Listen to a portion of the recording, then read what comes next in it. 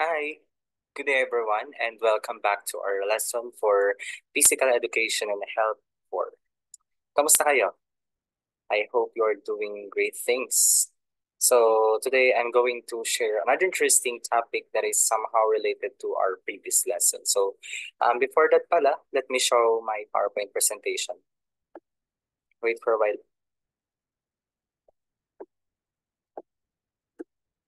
For a while.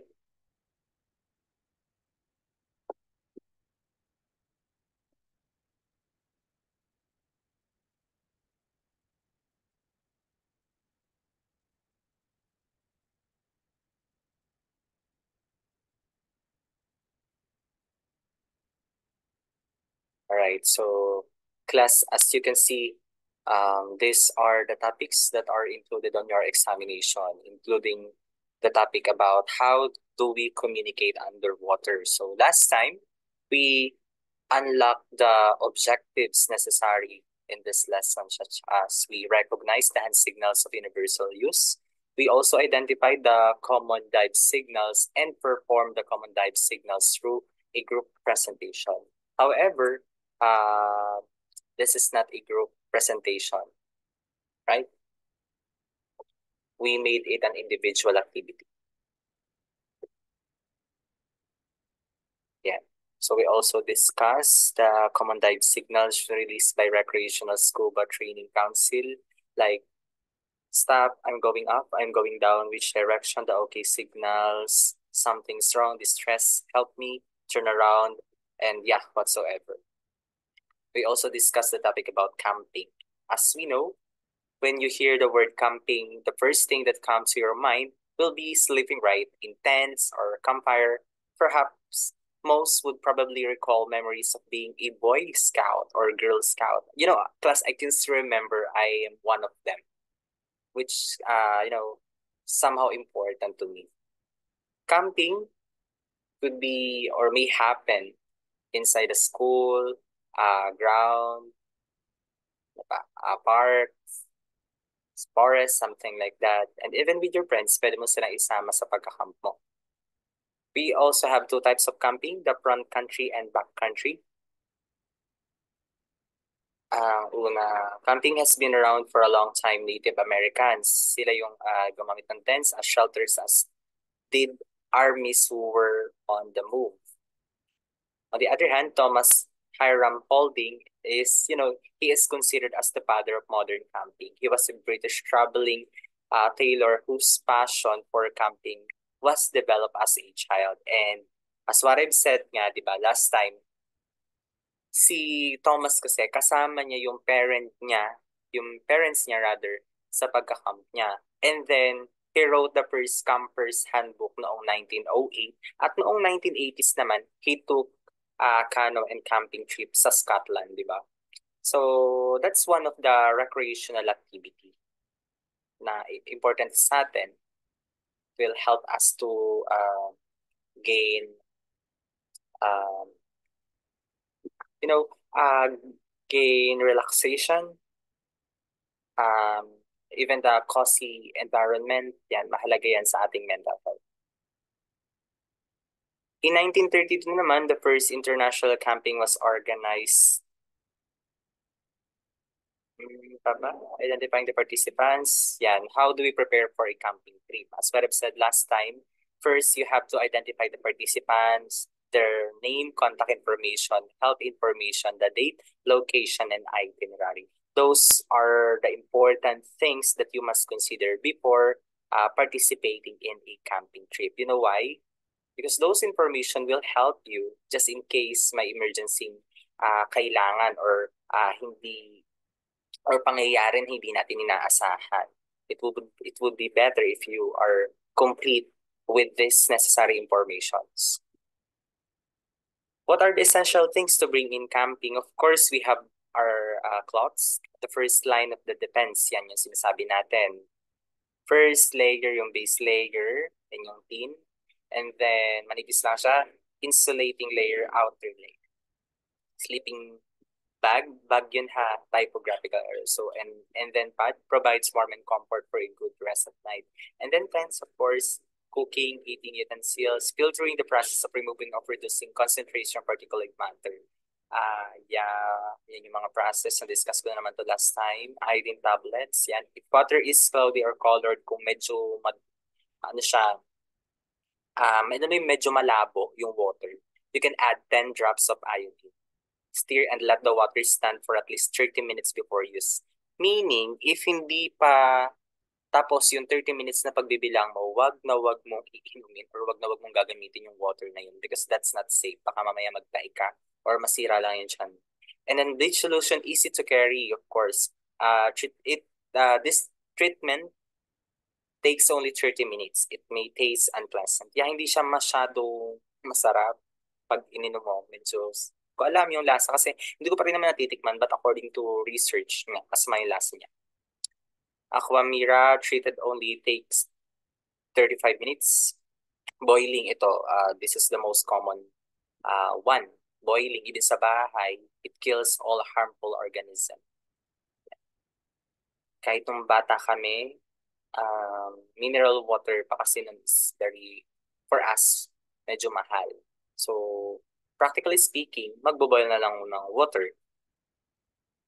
Yung water, is yung treatment option na pwede gamitin nga is yung boiling na pinakang mas safe at mas maganda.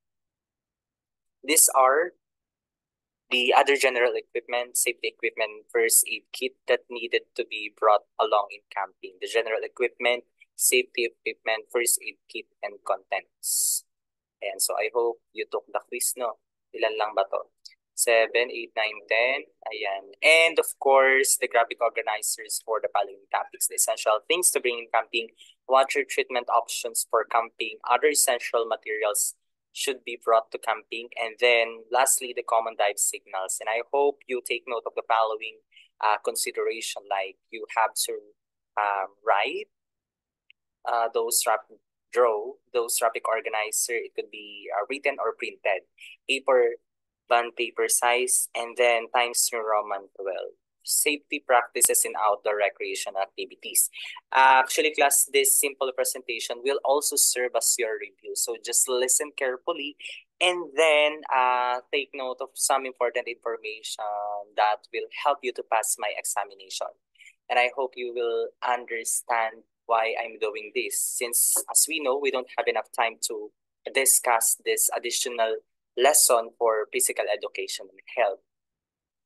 Did you know that venomous snake can still inflict it's fatal bite even if it's dead? Yeah, according yan kay Steven, no, a biology professor sa University of Arkansas, sinabi niya that snake in general are well known for retaining reflexes after that. So, yung snake, of course, meron silang mga reflexes. Even namatay na sila, makakakagat pa rin sila. I can still remember nung nanonood ako sa Facebook. Yung ano siya, yung lalaki sobrang tapang niya, no? Dahil sa sobrang tapang niya, patay na daw yung snake. Ayun, tinututok niya sa kamay niya. Pagkatutok niya sa kamay niya, hindi niya alam na may reflexes pa pala yun kahit patay na. So yeah, as expected, namatay siya. No? So, ganun lang siya. Kahit makita na natin na patay na or may nasagasaan na snakes, please be careful. Hindi porke patay na sila is hindi pa is safe ka na or hindi ka na niya makakagat. Much better kung lalayo ka pa rin at wag mo na lang pakialaman. Biting, as we know, is one of the reflexes that can be activated in the brain even hours after the animal dies. Ions or electrically charged particles that remain in the nerve cell fuel this reflex. Class, we have the DRSABC action plan that you must always consider kapag nasa labas or kapag nagpa-participate kayo sa outdoor recreational activities. First, yung letter D is the danger. Always check first the danger and source of injury. Make sure that surroundings are safe and out of danger. Otherwise, you will also allow yourself to be a victim. Of course, that's right. According to this, you will also allow yourself to be a victim. Alam mo, totoo. This is true, guys. Alam niyo ba kung bakit? Kasi alam mo na delikado pero itutuloy mo pa. You will also allow yourself to become a victim kung hindi mo pa panatilihin na ligtas yung sarili mo. For example, alam mo na may kumunoy doon sa part na yun, aapa ka pa. Or alam mo na madulas sa lugar na yon, aapak pa tayo, ganon, something like that. And even sa, simpleng pagdadrive, nakalagay slow down, pero dali-dali ng pagdadrive. So, ayun, maaaksidente. Much better that alam mo kung paano sumunod and you know how to check first the danger and source of the injury. If ever that may happen, if ever pala na mangyari siya. And then, pag hindi mo siya nagawa, you will also allow yourself to become a victim. Parang nasa sayo, no, kung paano mo magagawa ng maayos. Next one is the responsiveness.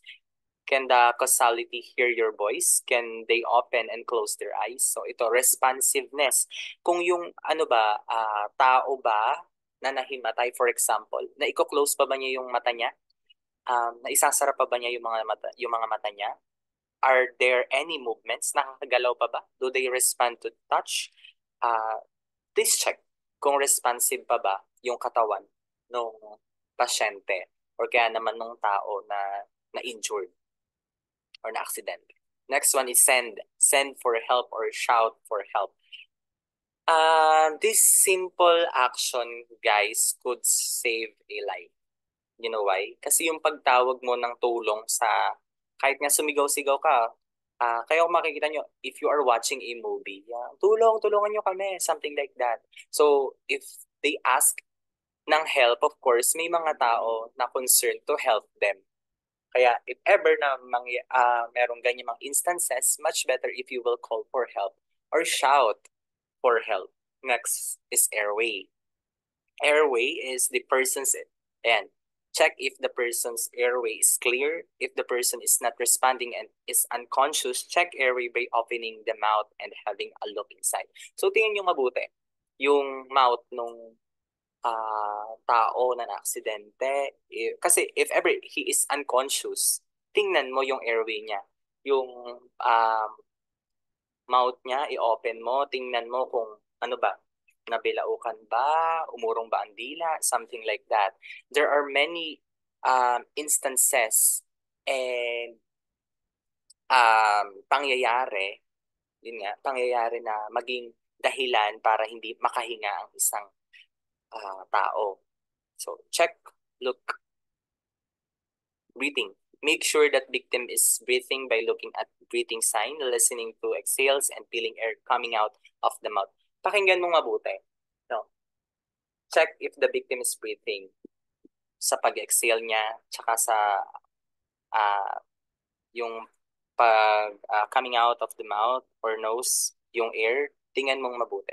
This is commonly used kapag ikaw ay magsi-CPR. Tinitingnan muna kung nahinga pa ba bago i-CPR. Ayan, so talking about CPR, guys, when we say CPR, it stands for cardiopulmonary resuscitation. If an adult is unconscious, of course, no pulse, and not breathing, perform the CPR until the emergency personnel or medics arrive. According to research, it's a life-saving techniques that is administered when breathing and heartbeat of a person stops. So kapag tumigil yung pagtibok ng puso niya, hindi na siya nakakahinga, much better if you know how to perform CPR. No. Ang CPR kasi hindi lang siya basta sa nalunod. Hindi lang siya para dun sa mga nalunod. Pwede rin yung mga may heart attack. Pwede natin sila i-CPR. So, paano nga ba mag-CPR? I'll show you how to perform a CPR. But I provided a video for you to be able to understand it properly. Please watch this video. Hello. In this health sketch, we want to talk to you about CPR, which stands for cardiopulmonary resuscitation. We use CPR when someone has collapsed and is not breathing, because it can keep people alive until emergency services arrive. Learning these simple life-saving skills is as easy as ABC. All you have to remember is the doctor's ABC. D is for danger. First, look around carefully to make sure the area is safe for yourself and others before approaching. R is for response. Shake them gently by the shoulders and ask them loudly, "Are you all right?" If there is no response, you need to. S, shout for help, as any assistance will be helpful.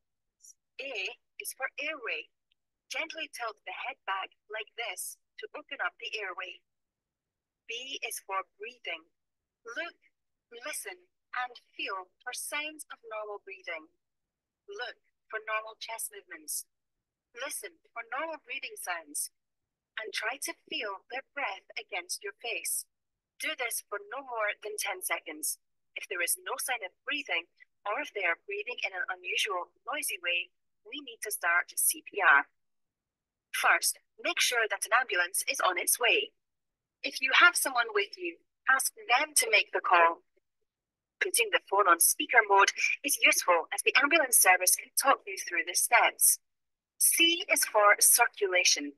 Circulation means the flow of blood around the body, and when the heart stops pumping, we need to take over this role by pushing down hard and fast on the chest. Start by placing the heel of one hand at the center of the person's chest and interlock your fingers like this. With arms straightened, press down hard and fast, letting the chest come back up fully each time. Fast means around 2 times every second. And hard means that the chest needs to go down by about 5 centimeters. This might sound a lot, but you do need to push hard for it to be effective. If you have been trained, you can give 2 rescue breaths after every 30 compressions, as this helps provide some oxygen. However, if you have not been trained or are not comfortable, just keep going with hands-only continuous chest compressions. If someone else is with you, swap over if you begin to feel tired. Don't stop until either a health professional takes over or the person is definitely breathing normally. Sometimes we can add another step. D. D is for defibrillation, which is about delivering a shock to restart the heartbeat. Some public areas and workplaces have an easy-to-use defibrillator on site, called an automatic external defibrillator, or AED. Automatic means that it is the machine that decides what to do, so you can't go wrong, and it even talks you through the steps. If there is no AED available, keep going with CPR until the ambulance arrives. That's it. So to recap, remember doctor's ABC, and if you have it, D. That's D for danger, R for response, S, shout for help, A for airway, B for breathing, C for circulation, and D for defibrillation. In this health sketch, we've shown you the simple steps you can take to help someone who has collapsed, is not breathing, or not breathing normally. Why not take a training course to practice these steps? Share this video with friends and family to make sure we all know what to do. Health sketch. Health for all to see. Alright, so I hope you learned something sa video na pinakita ko how to do the CPR. It's a life-saving, right? So, yeah, pag-aralang mabuti. The next topic is the first aid of common emergencies in outdoor activities. First aid refers to administration of care to prevent deterioration of the victim, to aid recovery, and to preserve life. Generally, first aid entails some simple but often life-saving ways that most people can be trained to perform with minimal equipment. Even sa bahay, no, dapat meron kayo mga first aid. Even in our school, meron tayo mga first aid. It help us, no, to aid recovery and to preserve life. Ba? On a technical level, it is not identified as a medical treatment. Ito yung sinasabi na, hindi porke na applyan ka na ng first aid is okay na. Hindi ganon. No.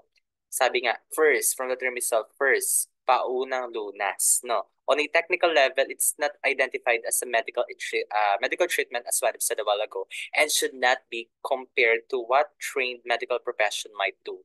First aid, on the other hand, as they say, it's a combination of simple procedures and an application of the common sense. So meaning, guys, kapag gagamit ka ng first aid kit, for example, is, yeah, i-apply mo yung mga kinakailangan, lilinisin mo ang sugat, gagamit ka ng mga equipment, paunang lunas lang siya. At pagkatapos mabigyan ng paunang lunas, of course, kailangan mo pa rin dalhin siya sa hospital. Plus I can still remember uh, my situation before. Not my situation, but the situation by father rather. Dati kasi ayaw niya talagang magpa-check up. Kasi takot na takot talaga siya as in. Every year, lagi na lang siya nasa ospital. Pag hindi nakakagat ng aso, nakakalmot ng pusa. Pag hindi naman nakakalmot ng pusa, nabububog. So dahil doon, tinatamad na siya. Alam mo ba, because of that, last time, natusok naman siya ng kawayan. So nilagnat siya ng 1 week. Ayun. So, after niyang lagnatin ng 1 week, akala niya kasi simple lang yung tusok eh. Hindi porke nahugasan na daw niya, nalagyan na daw ng kung ano mang pinaglalagay niya. Pero hindi ibig sabihin nun na lagyan na ng first aid or na-applyan na ng treatment is okay na. No. Kasi maaring matetano pa siya, di ba? So maaari ring ma-infection pa. So, mas maganda if we let them realize na importante pa rin na mag-seek ng advice ng doctor at makakuha ng proper treatment from the hospital, not only the first aid. Pero it would be better if you know how to utilize the first aid strategy kit na meron kayo sa bahay or school. First and foremost, ito yung mga injuries na pwede natin makuha that could be treated using first aid. Like wounds, lacerations can be caused anywhere. Yan, yung mga cuts, scrapes, and punctures. From rock climbing, cutting self from a knife, and stumbling. How to treat minor cuts nga ba?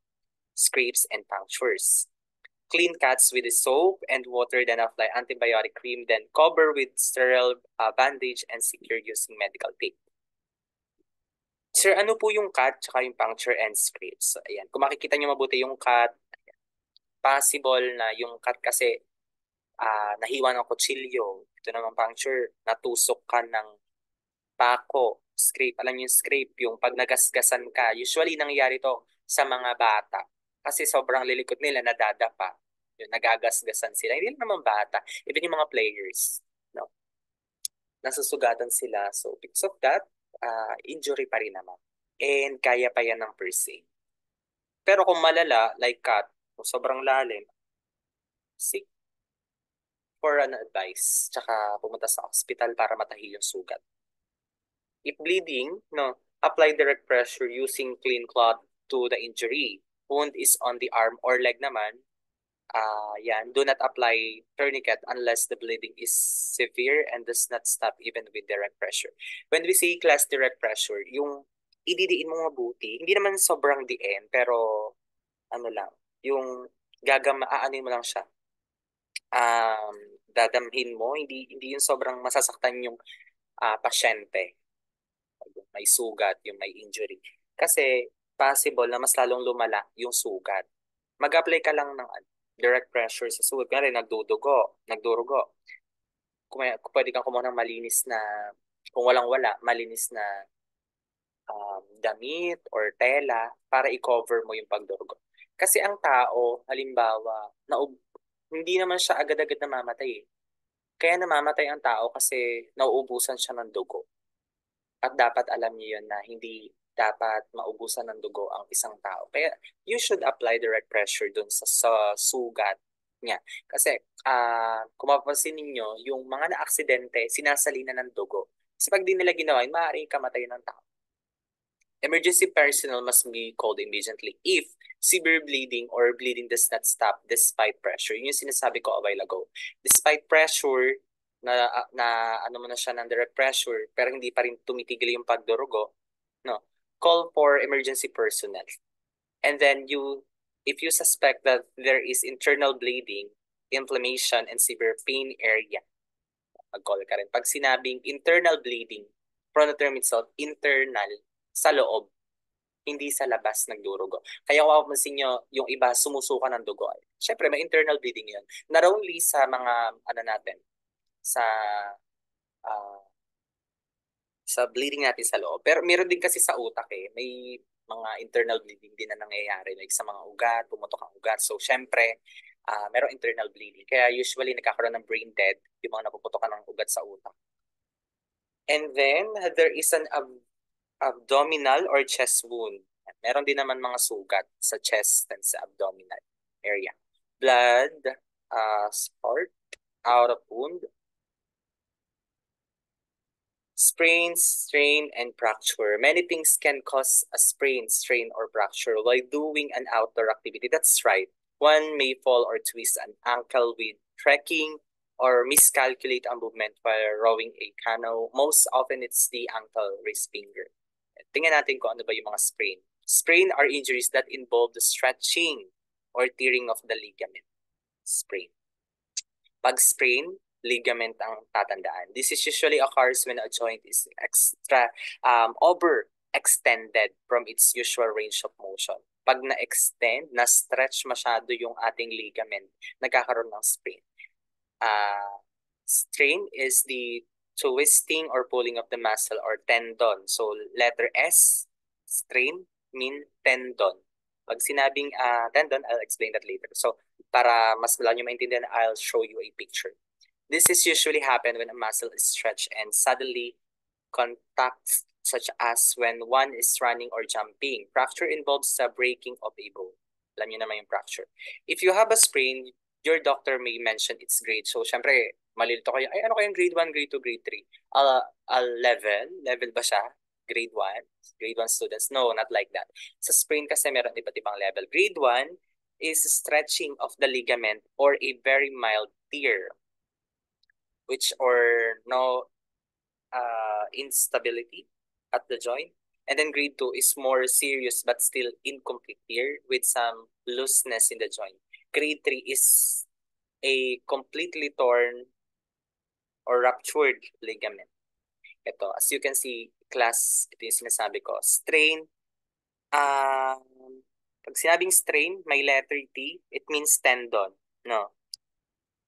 Which means muscle injury. Ito yung parang sinusuntok yung muscle mo or nasuntok yung muscle mo sa sobrang, syempre masakit siya. Injured yung muscle mo sa tendon. Ito yung picture niya. Ito yung affected area. Then kapag ka naman natin sinabing sprain, tatandaan yung word na ligament, connects yung buto sa kabilang buto, which means stability. Halimbawa, natapilo ka, napunit yung, then may pain din. Tingnan kung saan yung masakit. May pain, may swelling ba, may paga. Yan. Types of bone fracture. Pag sinabing fracture, alam naman natin yan, pag nabalian ka. And then, next one is the concussions. It's a traumatic brain injury that is often caused by a blow or bump to the head or body. Cuts and bruises may be seen on the head or face. Some lose consciousness, ayan, or forget what happened before the injury. Others do not. Ito kasi yung mga pangyayari na kunyari, naumpog ka, tapos naibalik mo agad yung ulo mo. Naumpog ka ulit. So, yun, concussions yun. Pag ganun na nangyari, some people may forget what happened before the injury. Kung ano yung nangyari, nakakalimutan nila. It's a traumatic brain injury that is often caused by a blow or bump to the head or the body. A concussion is a violent result ng disturbance of a brain fracture. Ito yung picture. It's according to Adam. Treat cat, supply ice or compress. If no ice is available, paano ba? Rest until symptoms disappear. Magpahinga hanggang sa mawala yung sakit. Then watch out for symptoms that need emergency action. Kung di na talaga, kaya wala namang masama, pumunta na agad sa doktor. Call immediate medical help if the following occurs. One vomits repeatedly. The pupils become rather. One looks agitated or confused. One is unconscious. One feels very drowsy. There is pain in the neck after the fall or knockout. There is slurred speech. One experiences seizure. Blister. Ito. These are a result of ill-fitting footwear. Usually, nangyayari to sa mga tao na sikip ang sapatos. Ang tawag dito ay yung karaniwan tawag dito. Ewan ko if you know this term, yung paltos. No. It is especially seen among hikers and trekkers. Blister, on the other hand, can be painful and may cause discomfort. Treating blister with a palo. Paano ba siya i-treat? Siyempre, pag may ganyang kampaltos, masakit sa paa yan. Paano ba siya i-treat? Oh, saan na yun? Okay, so nawala. Proceed muna tayo dito sa burn or scalds. Are injuries on the skin caused by hot liquid or heat? For burns, immediately call medical help if the following occurs. Burn penetrates. When we say penetrates, tumatagos sa layer of the skin. Skin is charred looking with white, brown, or black patches. A burn blister is a fluid-filled covering of skin that forms after burn.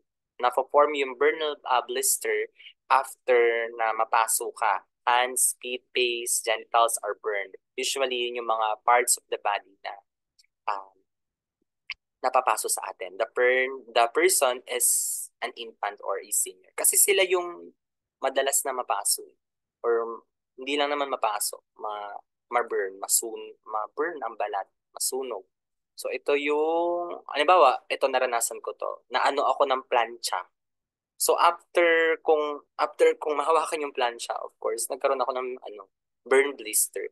Yung para siyang umuumbok na parang water yung nasa loob niya. Tapos pag tinundos mo ng karayom, ako kasi tinundos ko yan pero masama yun. Hayaan mo lang dapat siya. Water ang lalabas at mahapde. Ayan. Medyo malabo. Medyo malayo siya sa paltos. Ito kasi gawa naman to ng burn. Ayan. So, I hope you learned something today about our lesson that are included on your examination. So, let's have a quiz for this lesson. 1, 2, 3, 4, 5, 6, 7, 8, 9, 10, 11, 12, 13, 14, and 15. Yan. Pwede nyo i-post yung video and then after that, sagot na lang. So 1/4 ilalagay and then ipapasa sa akin on Tuesday. Isa na lang ang magkukolect. Okay? President na lang ang magkukolect, i-stapler. 1 to 15 lang naman yan. And then, sir, what are the types of examination po na ginamit ninyo? Well, I utilize multiple choice questions for numbers 1 to 27, of course. And then for number 28 to 37, 37 rather, identification. So, ay mag-aral mabuti dahil may identification. If hindi mo alam kung ano yung word, naku, mali na agad. 38 to 50, enumeration. Ayan. So, sabihin ko kung ano yung i-enumerate, pero hindi ko sabihin kung ilan. Parang bonus na rin, no? Common dive signals and the essential things to bring in camping. Yun yung mga kailangan natin. Then 51 to 60, essay. Essay, meron naman siyang criteria. So, yeah. Thank you so much for listening.